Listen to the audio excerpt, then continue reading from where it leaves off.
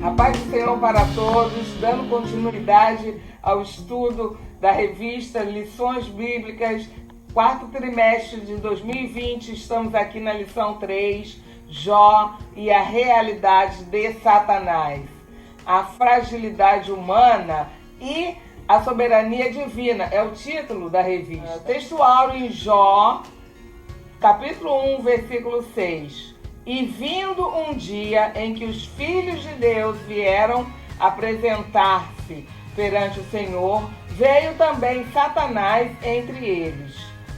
Então nós vemos que Satanás sempre abusado. Ele foi junto com os filhos de Deus, ou seja, os anjos. Ele se infiltrou ali e foi lá para começar ali a tentar, Jó. Leitura bíblica, Jó, capítulo 1, versículos 6 a 12. E Jó, capítulo 2, versículos 4 e 5. Nós temos que saber que realmente, aqui, principalmente no livro de Jó, nós vemos que o diabo existe. Nós não podemos negar a existência desse diabo, desse ser horrível, não é? Mas também nós não podemos supervalorizar os poderes ou a função dele, mas também não podemos minimizar, mas sabendo sempre que maior é Deus. O diabo, ele está submetido a Deus e ele já é um derrotado. Nós sabemos que Cristo, quando venceu ali na cruz, venceu a morte e venceu também o diabo. Então, ele já sabe que está derrotado, então ele faz tudo para perturbar. Sabe aqueles criminosos, alguns ladrões que a gente já ouviu relatos dele falando: eu não tenho mais nada a perder mesmo, vou matar mesmo porque eu não tenho mais nada a perder? É como se fosse o diabo, ele não tem mais nada a perder, ele já sabe que é um derrotado. Enquanto é isso, ele quer perturbar a todos. Então, maior é Deus, nós sabemos, e todo o sofrimento de Jó, lembrando, estamos estudando 3 meses o livro de Jó. Então, todo o sofrimento de Jó foi motivado por uma ação maligna. Foi uma ação maligna que motivou esse sofrimento todo de Jó. O livro de Jó que nós estamos estudando, ele mostra como o diabo pode interferir na vida humana.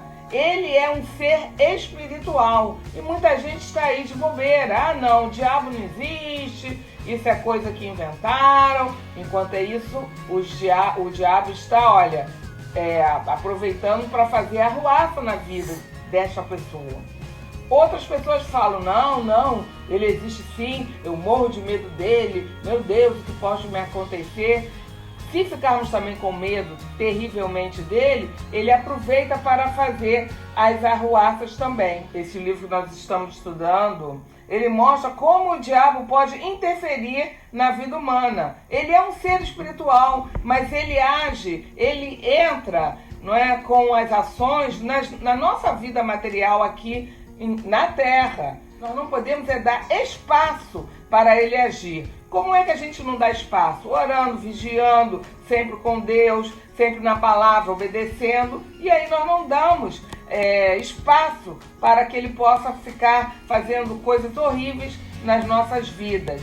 Não é? Nós também não podemos atribuir tudo a ele. Tem gente que faz as maiores bobeiras na vida, faz tudo errado e depois, é culpa do diabo. Come o que não deve, fica doente, é culpa do diabo. Gasta o que não tem, fica em dívida, é culpa do diabo. Também não podemos agir assim. Sabemos que tem a responsabilidade humana e tem também a responsabilidade do ser espiritual do mal, que é o diabo nas nossas vidas. Mas sabendo sempre que Deus é maior. Mas nós também temos que saber que esse anjo maligno, ele trabalha incessantemente e arduamente para fazer o mal para nós, porque ele já sabe que o tempo dele está acabando, ele já sabe que ele já está próximo ali de ir para o lago de enxofre, de ser expurgado de tudo. Então ele está aproveitando esse tempo para fazer as coisas mais. o Senhor, ele foi lá no Senhor, onde Deus estava, reunido com os anjos. Ele foi lá e o Senhor perguntou a ele: Senhor Deus, de onde vens? Não é? Está ali na palavra. Vamos ler o livro de Jó. Ali logo no primeiro capítulo, Deus pergunta ao diabo: de onde vens? E qual foi a resposta dele? De rodear a terra. Ele é isso mesmo, é ele que fica rodeando. Sabe ali em 1 Pedro que ele fala: o diabo, vosso inimigo, é um leão que anda rodeando, bramando, procurando a quem tragar. É exatamente isso. Ele fica rodeando, procurando alguém para devorar. Então ele conhecia a vida de Jó. Ele sabia que Jó adorava a Deus. Então ele fala para Deus: olha, ele só te adora por quê? Porque ele tem boa casa, bons filhos, bons negócios. Como ele sabia disso? Porque ele ficava ao redor, vendo, olhando Jó. E ele é assim conosco também. Ele sabe onde nós moramos, o que nós fazemos, de bom, de ruim, o que nós sabe o nosso ponto fraco. Então vamos ficar realmente atentos. E ele é um ser que ele argumenta, ele fala e ele argumenta. Ele argumentou com Deus. Olha, ele só te louva porque você dá coisas boas para ele. Ele argumenta. Ele argumentou com Jesus na tentação ali do deserto. Se me adorares, te darei isso. Se estás com fome, transforma essas pedras em pão e outras coisas mais. Então, ali na tentação, ele também agiu assim, falando, argumentando, e vemos aqui pela palavra de Deus que ele conhecia a vida de Jó como conhece a nossa vida também, nossos hábitos, não é? E então, o apóstolo Paulo já falava, já dizia, e diz, né, porque a Bíblia é viva, para nós não ignorarmos os ardis de Satanás. Ele é um ser ardiloso. Satanás significa adversário. O nome dele, antes dele cair, ele era um anjo de luz. O nome dele era Lúcifer, cheio de luz. Depois que caiu, o nome dele se tornou Satanás, que quer dizer adversário. Ele se tornou o adversário de quem? De Deus e de toda criatura, de toda obra que Deus fez, ou seja, é nosso adversário.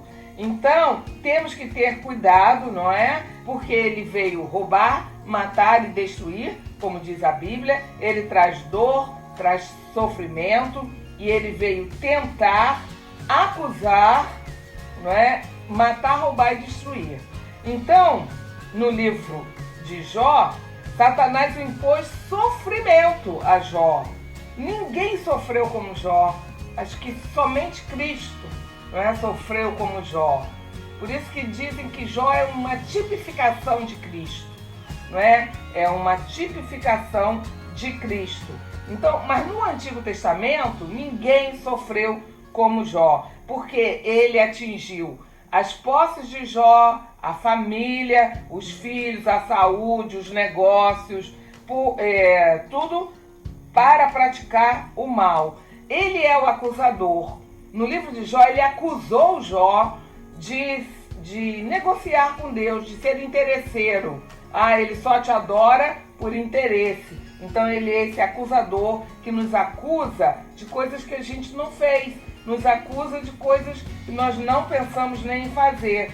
Ali em Apocalipse, no capítulo 12, versículo 10, ao final do versículo, diz assim, mostra a acusação como uma das missões do diabo. Podem lá conferir.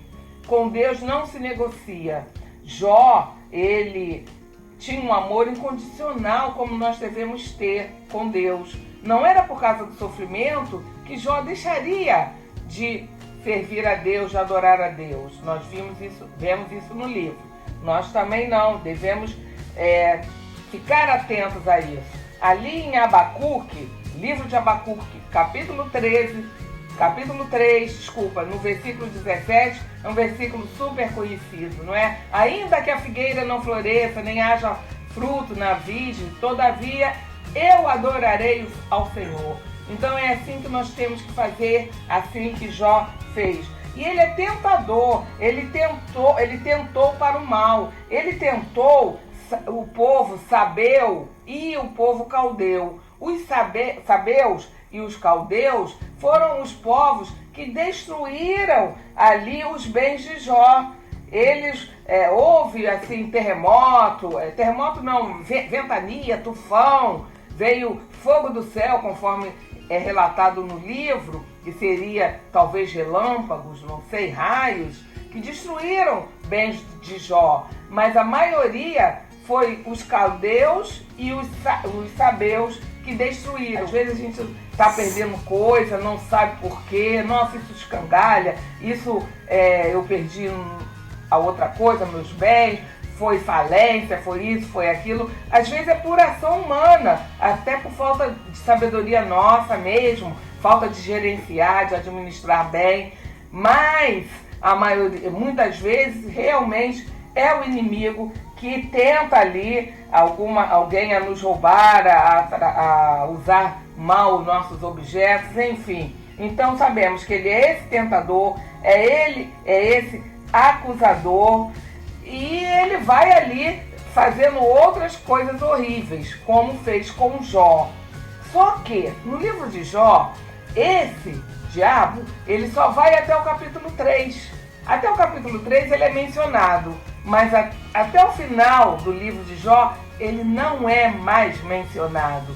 Outra coisa, enquanto estava vendo esse tormento de Jó, essa tristeza ali de Jó, né, em todo o livro de Jó, Deus se manteve em silêncio. Deus permitiu aquilo acontecer e ele estava em silêncio, mas nunca abandonou Jó. E nós? Quanto sofrimento, às vezes, né, tribulações sofremos, e a gente acha, poxa, cadê Deus, cadê Deus? Deus pode estar em silêncio, mas nós sabemos, aquele que louva a Deus com amor no coração, sabe que Deus está por perto ali, observando como sempre, não é? Então, ele estava lá e no final nós sabemos que foi aquela maravilha, Deus mostrou toda a sua graça. Bom, mas o diabo não aparece mais, nem é mais mencionado no livro, só ali no primeiro, no segundo e no terceiro capítulo do livro de Jó. Por quê? Porque não é propósito do livro de Jó enaltecer o diabo. Nós não temos que ficar falando nele o tempo todo. Ele faz as arruaças, a gente sabe que foi ele que fez, mas está lá, não ficou dando voz a ele não. Então o livro silencia sobre ele, não coloca ele mais em evidência. O livro não quer exaltar o mal, o livro de Jó. O livro quer nos mostrar que Satanás não conseguiu o seu intuito, que era fazer com que Jó blasfemasse contra o Senhor. Jó saiu vitorioso porque ele não blasfemou, ele perseverou, ele continuou com Deus. Deus nunca o abandonou. A graça estava lá, esperando por Jó.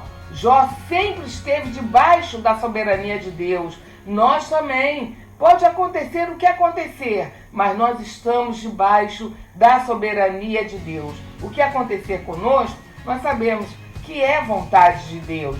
Então, houve um refinamento. Jó foi provado mesmo no fogo. Como o ouro, né, é refinado, Jó foi refinado ali no fogo. Mas na crise, nós também somos refinados, também somos provados e saímos vencedores.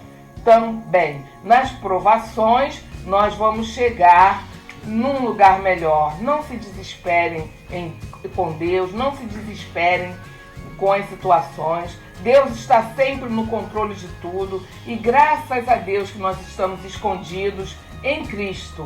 Vamos resistir firmes em nossa fé. Quem nos sustenta é a graça de Deus e ela vem. Amém? A paz para todos e muito obrigada.